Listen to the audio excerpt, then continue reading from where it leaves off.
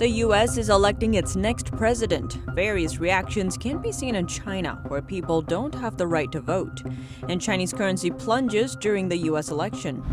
China suspended Ant Group stock market listing. It was said to be the biggest listing in history at $34 billion. Huawei's vice president suddenly passed away. He led Huawei's strategy to counter criticism from the international community. After 8 pro-democracy Hong Kong lawmakers were arrested, a reporter is now facing the same fate.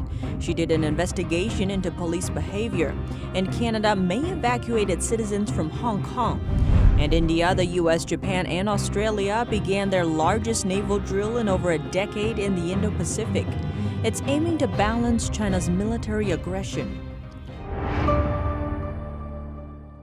Welcome to China in Focus. I'm Tiffany Meyer. First, we take a look at China's reactions to the U.S. presidential election.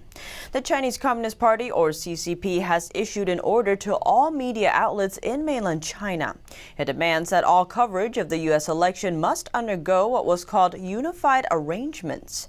That means all media outlets should use standardized information sources, like the CCP's media mouthpiece, Xinhua News Agency. Chinese outlets are barred from reprinting or following up with foreign media without permission.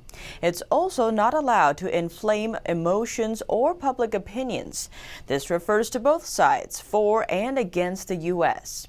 This, according to a Radio Free Asia report, citing an order issued by the Propaganda Department of the Communist Party's Central Committee. So how did Xinhua report on the U.S. election? Its coverage appears to align perfectly with the order from the authorities, publishing very few articles and avoiding expressions of its political stance. Another of the CCP's media mouthpieces, CCTV, repeatedly broadcast information about riots happening in the U.S. This also conforms to China's media policy regarding elections in democratic countries. The regime says elections lead to chaos and division. Due to the U.S.-China trade war and the Trump administration's hard stance toward the CCP, Chinese netizens paid more attention than ever to this year's election. Although Chinese citizens have no right to vote in China, comments about the U.S. election are appearing online both at home and abroad. On Wednesday, the term U.S. election was among the top trending topics on Chinese social media platform Weibo. Many in China are using tools that have been banned by the regime in order to break through the CCP's internet censorship firewall. That's so they can get information from the outside world. Race updates, mail-in vote information, the stances of both candidates toward the CCP are among the hottest topics. There are supporters for both sides. Looking at Chinese people living abroad, there seems to be more support for Trump than for Biden, likely due to Trump's hardline stance and sanctions targeting the regime's aggression. That's as Biden says he plans to make China play by the international rules if elected. Now we turn to China's currency. The U.S. election sent the Chinese yuan spiraling on Wednesday. The yuan fell 1.4% against the U.S. dollar. That's as the U.S. election remains a closely contested race, and the possibility of a second term for the Trump administration is still in play. Analysts say the potential for a Trump victory is what led to the yuan's dive. That's because if Trump is re-elected, he's likely to bring an even harder line and more aggressive trade policies toward China. Other factors could also be at play. This Tuesday, Chinese authorities halted a record-breaking initial public offering, or IPO, at the last minute, adding to the uncertainty around Chinese investment. The Chinese regime has suspended Ant Group stock market listings. It was said to be the biggest listing in history at $34 billion. It's the first time ever a company has been suspended from listing on the Hong Kong stock market. Investors are in shock from the news that Ant Group is suspended from being listed on the Shanghai and Hong Kong stock markets.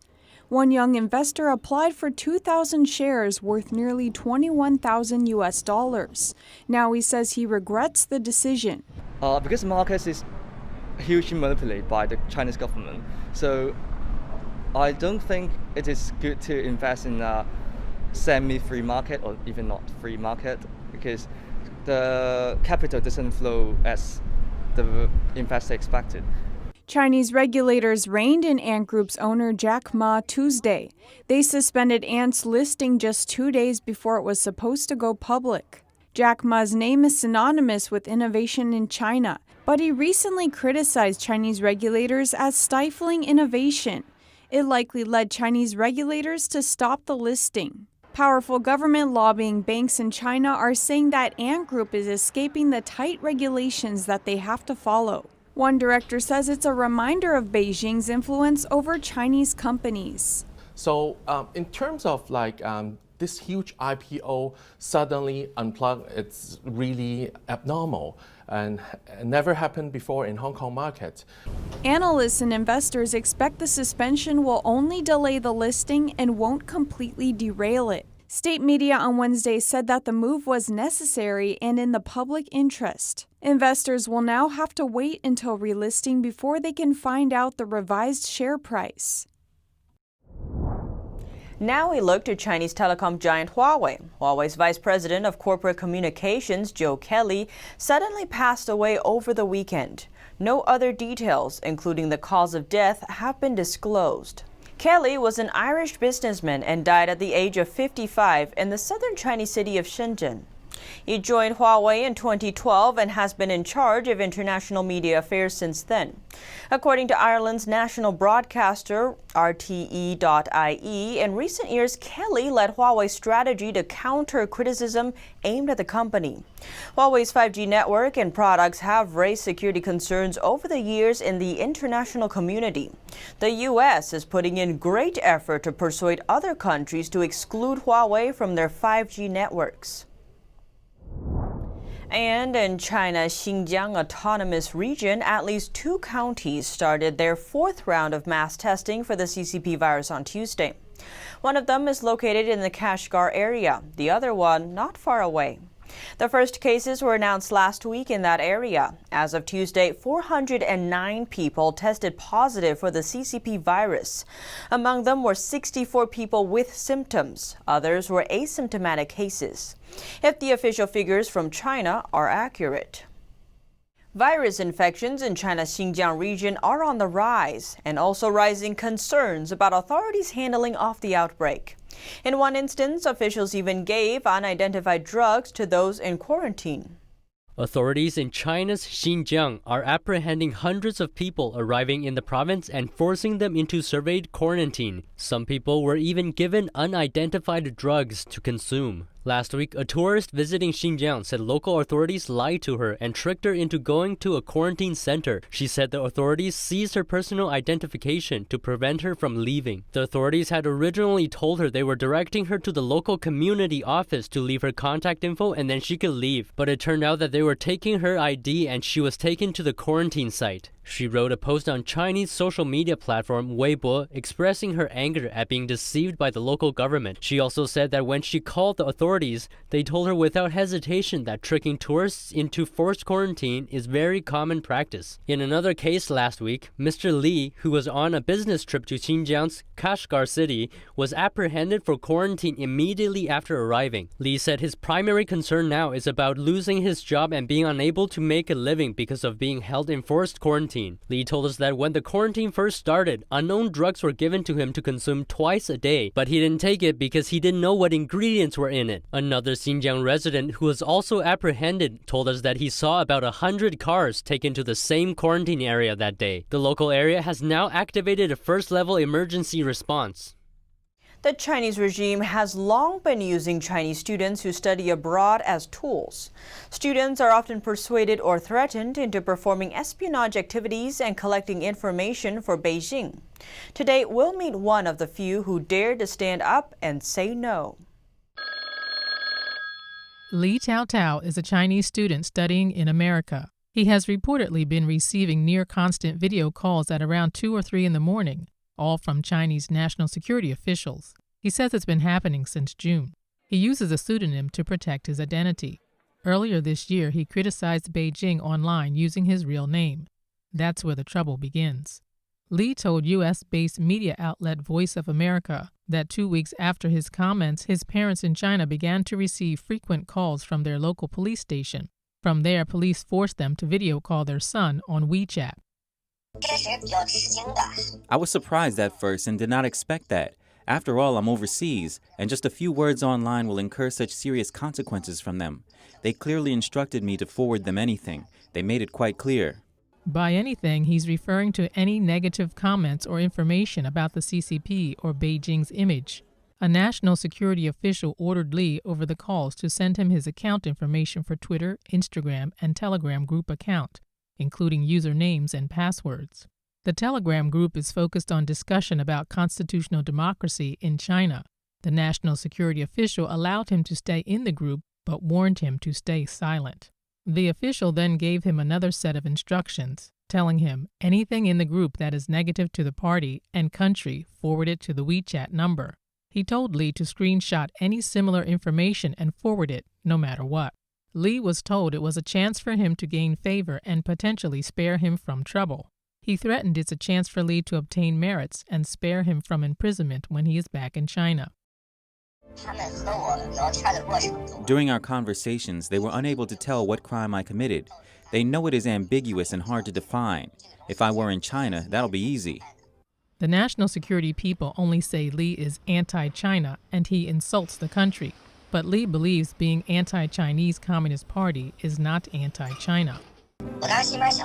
I was thinking it's best they send somebody in the U.S. to contact me. Then I will immediately call the police to get the guy. It is no news that China's security forces monitor and intimidate overseas dissidents. But it is rare for a dissident like Li Taotao to publicly disclose an undercover request from them. Another Chinese, Gu Yi, is now a human rights activist. He had a similar experience when studying in the U.S. He disclosed the situation to the overseas media. Gu told Voice of America that Chinese secret police surveillance of foreign students is systematic, and he believes Beijing infiltrates the free world through entities such as the Chinese embassy, consulates, Chinese students' unions, and so-called Chinese patriotic groups overseas. I think the U.S. government should be more alert to the manipulations and activities through this semi-public gray approach.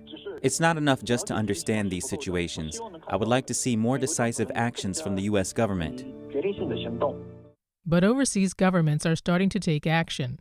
In the last year alone, many CCP-linked entities, including government bodies, non-government organizations, media outlets, and some so-called cultural exchange centers in the U.S., have been labeled foreign missions, and more are expected to get the label. Reporting by Xu Wenhui, NTD News. Now we turn to Hong Kong. The city's police force arrested a reporter there on Tuesday. Cho Yiling, also known as Bao Choi, is a producer for Hong Kong's public broadcaster RTHK. This week, she was arrested at her home on suspicion of making false statements while conducting a vehicle registration search as part of a TV investigation. That's according to Hong Kong police. The offense carries a fine of up to about $650 and 6 months in prison. Back in 2019, she co-produced a RTHK television program called Hong Kong Connections. In it, she exposed the police force's delayed response to a violent mob attack against pro-democracy protesters. It happened at the Yuen Long train station in Hong Kong last July. The incident involved a group of men dressed in white t-shirts. They were carrying sticks and metal bars and indiscriminately attacking both commuters and protesters returning from a pro-democracy rally. The attack left at least 45 injured.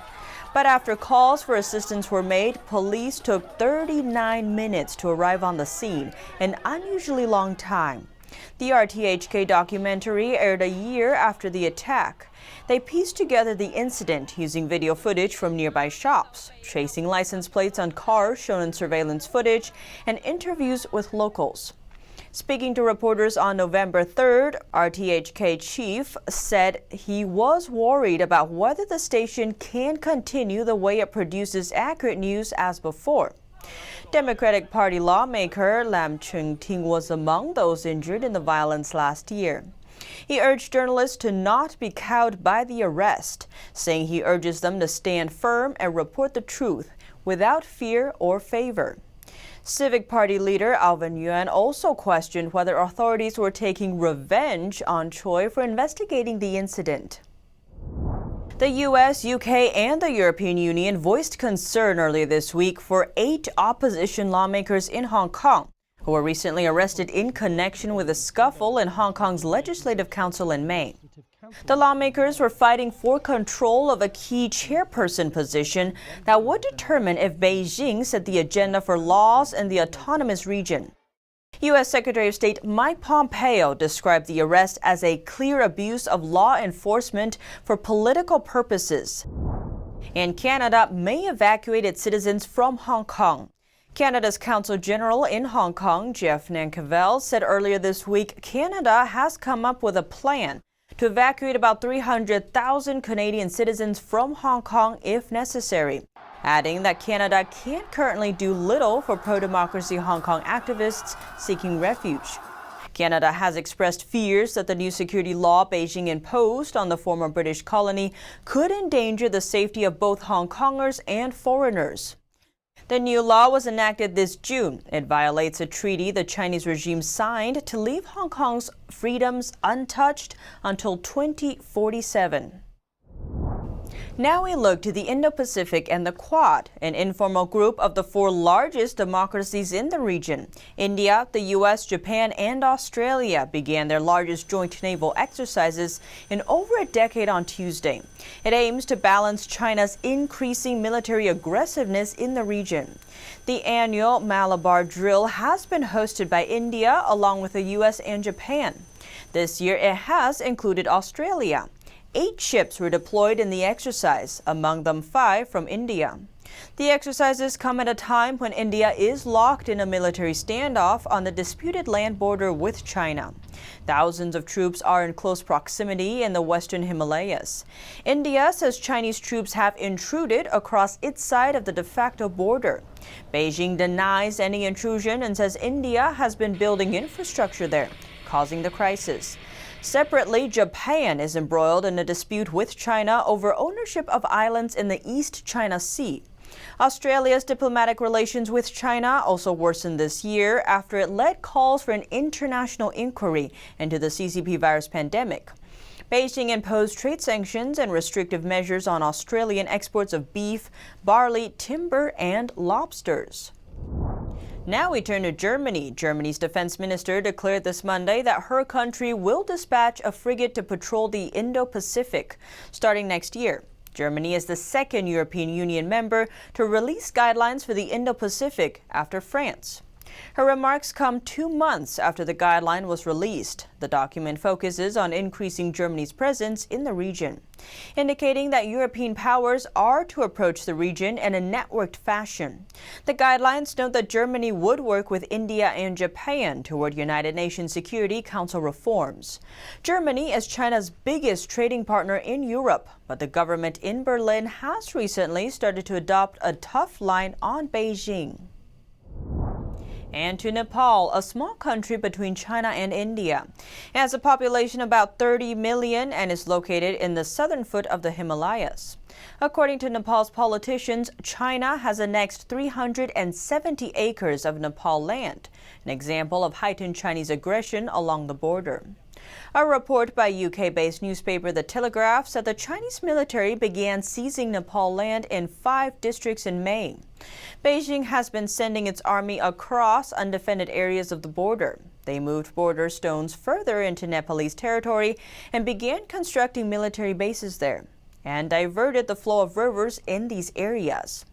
The rivers act as a natural boundary, thus Beijing claimed the previously submerged Nepalese territory.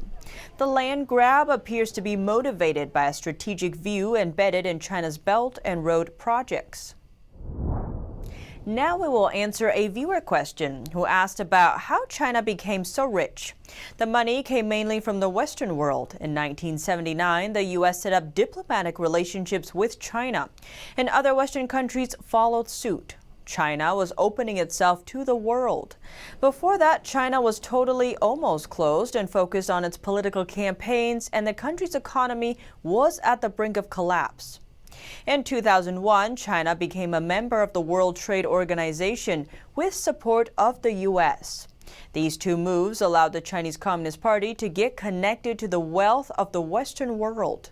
For 40 years, Western countries believed that economic engagement would transform the country into a free society automatically, and China would turn to a democratic nation respecting freedoms. The huge market of more than 1 billion consumers and the cheap labor in China attracted businessmen across the globe. Investments flowed into China, and many technologies were introduced to China, partly through intellectual property theft by the regime. The economy boomed. The totalitarian system of the CCP meant the authorities could take the wealth of the people at will, and they do so in different ways. The CCP levies heavy taxes and fees on the people, but doesn't offer them equivalent social welfare, like health insurance or retirement insurance. The authorities take away land from people without reasonable compensation and uses this land for profitable projects. Anyone who fights against it is suppressed. To solve economic crisis, the CCP just prints more money, causing it to drop in value. At the same time, the CCP is manipulating real estate and the stock market to take money from citizens who are investors. As a result, the CCP possesses a huge amount of wealth and can buy the support of other countries or invest in other countries through the Belt and Road Initiative to increase its influence around the world. And that's all for today's China in Focus. Thanks for watching and see you tomorrow.